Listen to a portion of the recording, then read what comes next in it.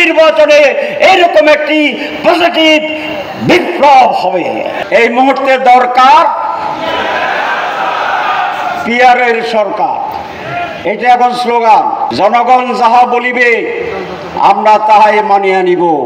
শেখ হাসিনা টুস করছে আর 32 নম্বর শেষ। সব আবার এক হয়ে গেছে না?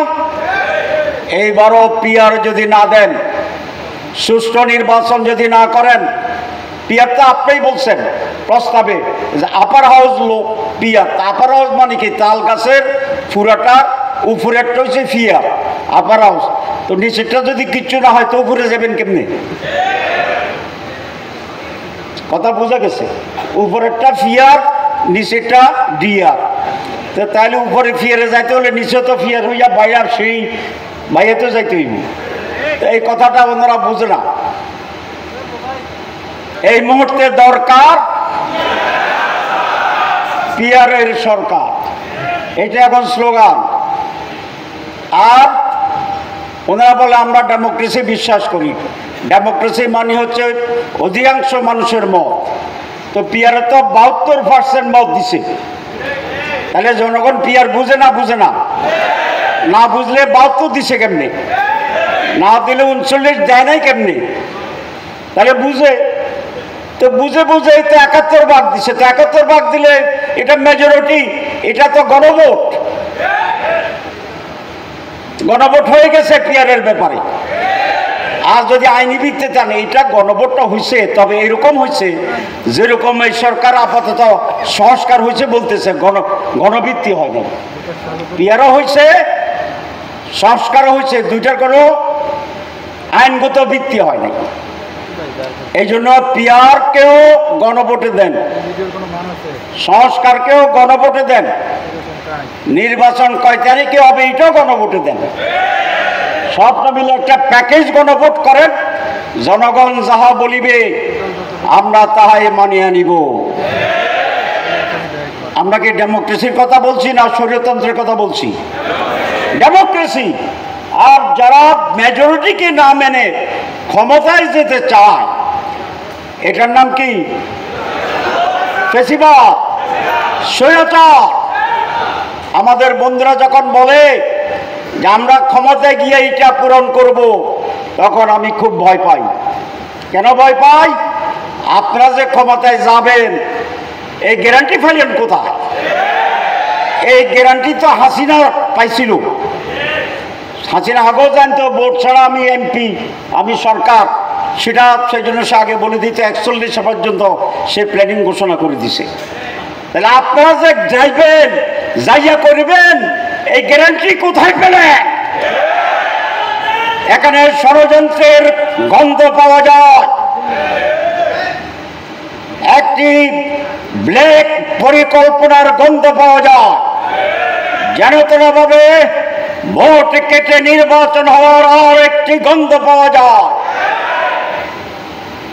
আপনারা যাবেন, প্রথম আমারও একটা সন্দেহ ছিল, বোধহয় যাইতেও পারে। এখন কতগুলো সার্ভে হয়েছে, সার্ভে বুঝেন, জনমত যাত্রায় একটি সানের নামে সার্ভে কমিটি বলেছে তারা 42, আমরা 32। 3 মাস আগে, সর্বশেষ 2 সপ্তাহ আগে ব্রাকের একটা সার্ভে হয়েছে। এটাতেও তাদের গণনার লোক খালি আমাদের 1-2 পয়েন্ট কমায়।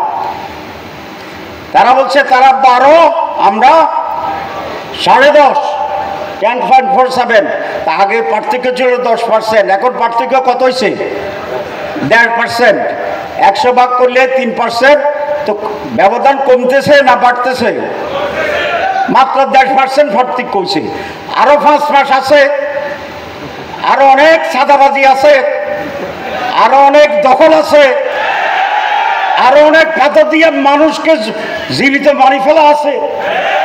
এগুলো কি হইব না হইতো না? সম্ভাবনা আছে, সম্ভাবনা আছে। পার্সেন্টেজ কমবো ইনশাআল্লাহ।